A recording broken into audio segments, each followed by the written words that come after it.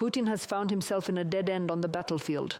This was stated by the President of Ukraine, Volodymyr Zelensky, in an interview with The Guardian.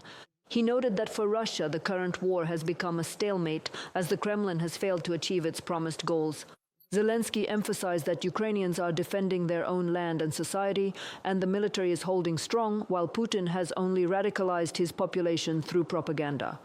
That is why our president is convinced Russia is now testing red lines and provoking Europe. It seems to me that he is in a dead-end situation regarding real successes on the battlefield. The situation is more like a stalemate for him. Why? Because for us it is very difficult, but we are at home. He has a different story. He, first of all, has radically, information-wise and in general, radically set up his society for this. Secondly, he promised certain goals, but he hasn't achieved them. 52 enemy drones were shot down last night by the defense forces. In total, the Russians attacked Ukraine with 74 targets. This was reported by the Air Force. The occupiers attacked from Kursk, Milerovo, Oryol, and Bryansk. Strikes were recorded at 9 locations in the east, south, and center of the country. In the morning, the occupiers attacked Odessa region with drones, reported the head of the regional military administration, Ole Kiper. A civilian facility was damaged. A fire broke out on the facade of a 4-story residential building. No people were injured.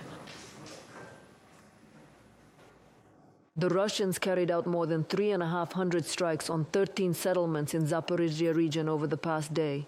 This was reported by the head of the regional military administration, Ivan Fedorov.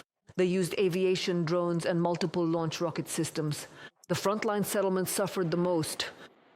Dozens of settlements came under fire, mostly those near the front line. There are also, at present, a total of 24 people who are still remaining in the hospital. These are the victims of the massive and relentless enemy shelling, who are currently receiving treatment for the injuries they sustained during enemy missile or drone attacks. Nuclear safety in Ukraine remains at risk following new Russian strikes. This was stated by the IAEA. Due to attacks on energy facilities, the Khmelnytsky and Rivne nuclear power plants were forced to reduce electricity production. The agency's Director General, Rafael Grossi, called on all parties to exercise restraint to avoid accidents with radiological consequences. The Ministry of Energy of Ukraine confirms after the massive attack on the night of November 8th, the power system is operating under strain. In several regions, repair work is still ongoing and it is carried out only after being checked by the military.